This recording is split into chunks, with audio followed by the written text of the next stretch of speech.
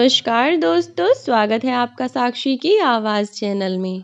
तो दोस्तों, आज की कहानी का शीर्षक है बाजार में माँ का दिया हुआ सामान का पर्चा खोलते ही बेटे की आंखों से झरझर आंसू बहने लगे। आखिर क्या था उस पर्चे में ऐसा? आइए जानते हैं इस कहानी में। मुझे अगले संडे को किटी पार्टी में जाना है सुदेश। तुम तो जानते हो मेरी फ्रेंड्स किटी में कितनी सज संवर कर आती हैं, और मैंने तो अभी तक भी शॉपिंग नहीं की है। रागिनी आईने के सामने खड़ी होकर साड़ी के पल्लू को अपने कंधे पर सलीके से जमाती हुई बोली, सुदेश, इस बार मैं किटी शॉपिंग के लिए बहुत लेट हो गई हूँ, और किटी के बाद मुझे कच्ची बस्ती के बच्चों के पास भी जाना है। वहाँ मैं कुछ न्यूज़पेपर वालों को भी बुलाऊंगी। अगले दिन के न्यूज़पेपर में मेरी फ़ोटो के लिए अब देखो ना सुदेश। मिसेस सक्सेना ने तो वृद्धाश्रम जाकर मिठाई और कपड़े बांटकर अपनी पोस्ट कल ही फेसबुक पर डाल भी दी, और मिसेस शर्मा भी अनाथालय में गिफ्ट बांटती हुई अपनी फ़ोटो इंस्टाग्राम में डाली हैं। हर शुभ काम मेरे दिमाग में लेट ही आता है। सुदेश, तुम सुन भी रहे हो मैं क्या बोल रही हूँ? सुदेश झुंझला कर बोला, हाँ यार, सुन रहा हूँ। मैंने तुझे कब मना किया था शॉपिंग के लिए? ड्राइवर को लेके चली जाती और तुम भी किसी आश्रम में दे आती जो तुम्हें देना है, और अपनी नेकी करती तस्वीरें डाल देती फेसबुक और न्यूज़पेपर में। मुझे क्यों सुना रही हो? शर्ट का बटन लगाते हुए सुदेश बोला, अब और कितनी देर लगाओगी तैयार होने में? मुझे आज ही अपने स्टाफ को बोनस बांटने भी जाना है। जल्दी करो, मेरे पास टाइम नहीं है, कहकर रूम से बाहर निकल गया सुदेश। तभी बाहर लॉन में बैठी माँ पर नज़र पड़ी। कुछ सोचते हुए वापस रूम में आया। रागिनी, हम शॉपिंग के लिए जा रहे हैं। क्या तुमने माँ से पूछा कि उसको भी कुछ चाहिए क्या? रागिनी बोली, नहीं, वैसे भी अब उनको इस उम्र में क्या चाहिए यार।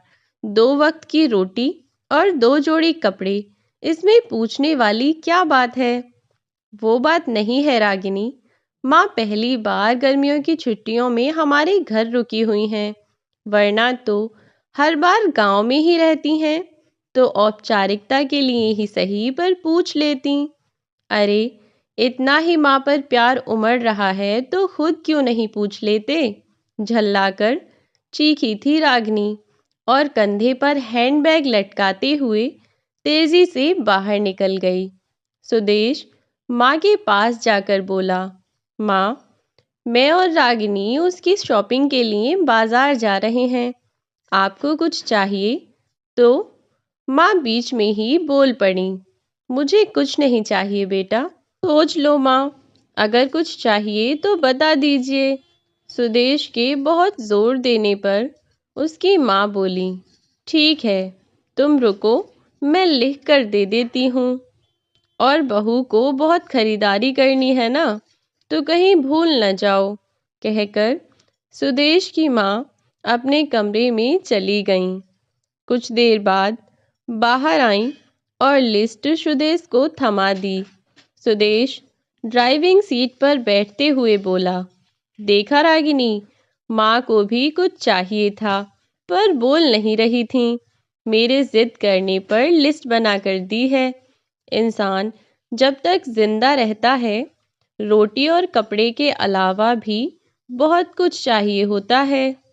अच्छा बाबा, ठीक है, पर पहले मैं अपनी ज़रूरत का सारा सामान लूँगी, बाद में आप अपनी माँ की लिस्ट देखते रहना, कहकर कार से बाहर निकल गई। पूरी खरीदारी करने के बाद रागिनी बोली, अब मैं बहुत थक गई हूँ, मैं कार में एसी चालू करके बैठती हूँ, आप माँ जी का सामान देख लो। अरे रागिनी, तुम भी रुको, फिर साथ चलते हैं, मुझे भी जल्दी है। देखता हूँ माँ ने क्या मंगाया है, कहकर सुदेश ने माँ की लिखी पर्ची जेब से बाहर निकाली। बाप रे, इतनी लंबी लिस्ट! पता नहीं क्या क्या मंगाया होगा। जरूर अपने गांव वाले छोटे बेटे के परिवार के लिए बहुत सारा सामान मंगाया होगा। और बनु श्रवण कुमार कहते हुए गुस्से से सुदेश की ओर देखने लगी। पर ये क्या? सुदेश की आंखों में आंसू और लिस्ट पकड़े हुए सुदेश का हाथ सूखे पत्ते की तरह हिल रहा था। पूरा शरीर कांप रहा था। रागिनी बहुत घबरा गई। क्या हुआ? ऐसा क्या मांग लिया तुम्हारी माँ ने? कहकर सुदेश की हाथ से पर्ची झपट ली। हैरान थी रागिनी भी। इतनी बड़ी पर्ची में बस चंद शब्द ही लिखे थे। पर्ची में लिखा था, बेटा सुदेश, मुझे तुमसे किसी भी अवसर पर कुछ नहीं चाहिए, फिर भी तुम जिद कर रहे हो तो, और तुम्हारे शहर की किसी दुकान में अगर मिल जाए तो फुर्सत के कुछ पल मेरे लिए लेते आना।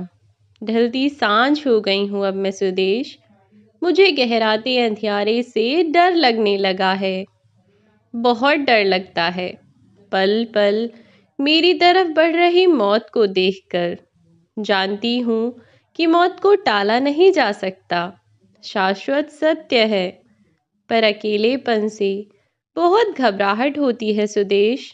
इसीलिए बेटा, जब तक तुम्हारे घर पर हूँ, कुछ पल बैठा कर मेरे पास, कुछ देर के लिए ही सही, बांट लिया कर मेरे बुढ़ापे का अकेलापन अपने साथ। बिन दीप जलाए ही रोशन हो जाएगी मेरी जीवन की सांझ बेटा।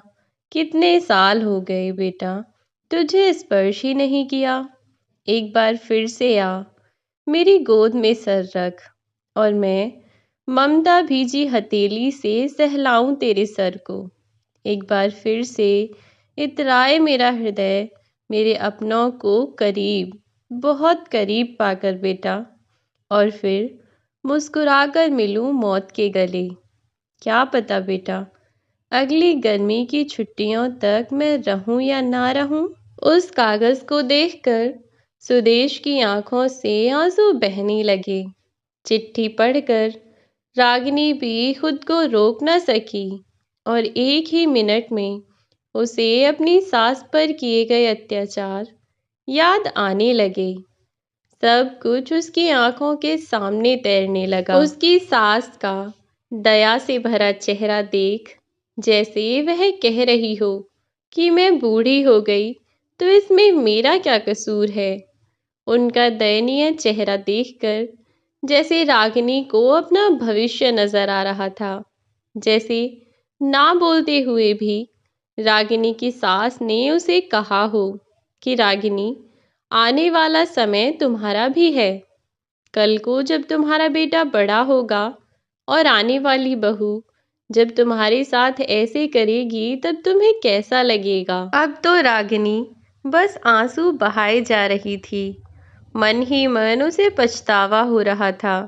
रागिनी और सुदेश दोनों गाड़ी में बैठे और रागिनी ने जल्दी से सुदेश से कहा, सुदेश, जल्दी से घर चलो, मुझे जल्दी से घर जाना है। घर जाकर देखा तो माँ उनके इंतजार में घर के बाहर ही बैठी थी। उन दोनों को देखकर माँ हंसती हुई बोली कि बेटा, ले आए सामान। बहू, तुम इतनी जल्दी कैसे आ गई?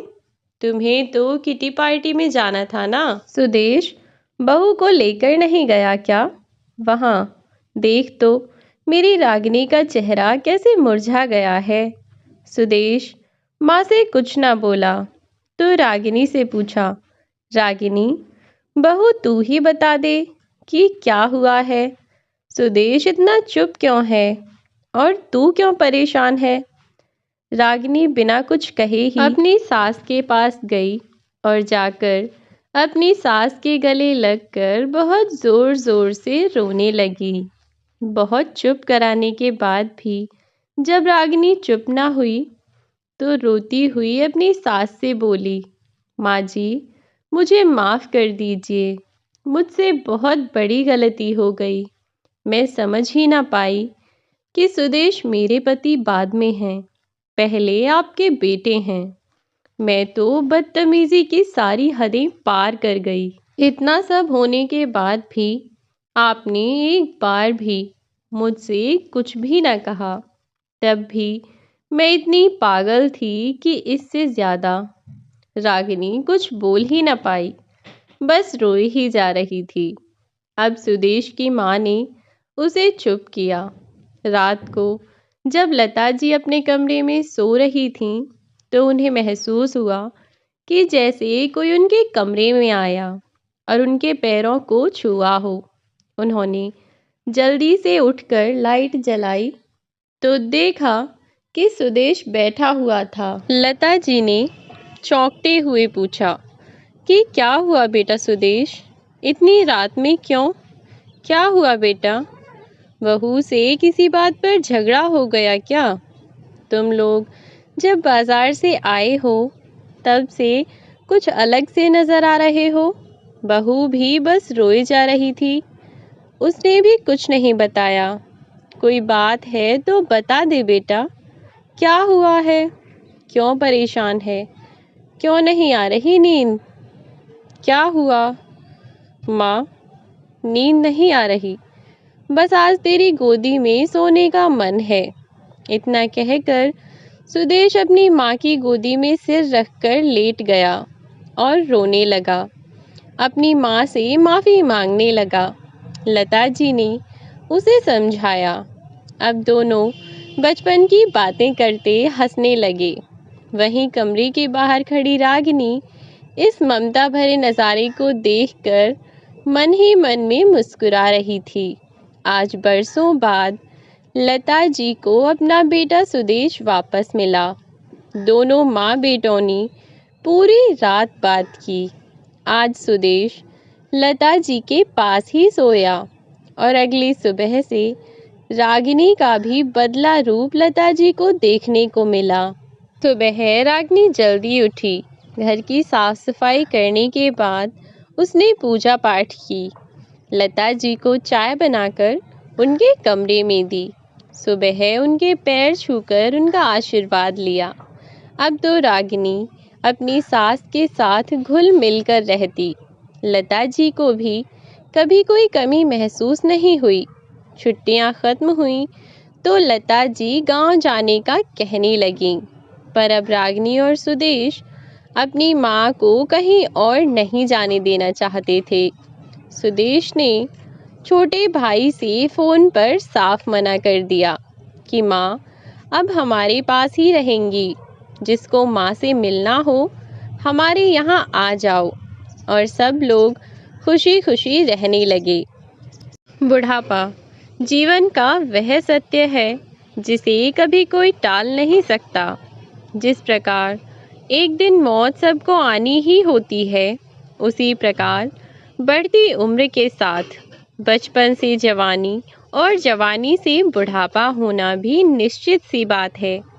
ऐसे में यदि आप अपनी जवानी के समय पर अपने बड़े बुजुर्गों का ख्याल ना रखकर, अपने भविष्य के बारे में ना सोचकर उन्हें प्रताड़ित करते हैं या उनके मन को दुखाते हैं, तो निश्चित ही बीतते हुए समय के साथ आपका बुढ़ापा आने पर आपकी औलाद भी आपके साथ ऐसा ही करती है। क्योंकि कहते हैं ना कि देर से ही सही, लेकिन हर इंसान को अपने किए कर्मों का फल तो भुगतना ही पड़ता है। फिर ऐसे में यदि अपने बड़े बुजुर्गों का ख्याल ना रखकर उनके मन को दुखाते हैं, उन्हें हर समय आंसू बहाने पर मजबूर करते हैं, तो आप कैसे सोच सकते हैं कि आपका बुढ़ापा सुख से बीतेगा और आप अपना जीवन खुशी खुशी बिताएंगे।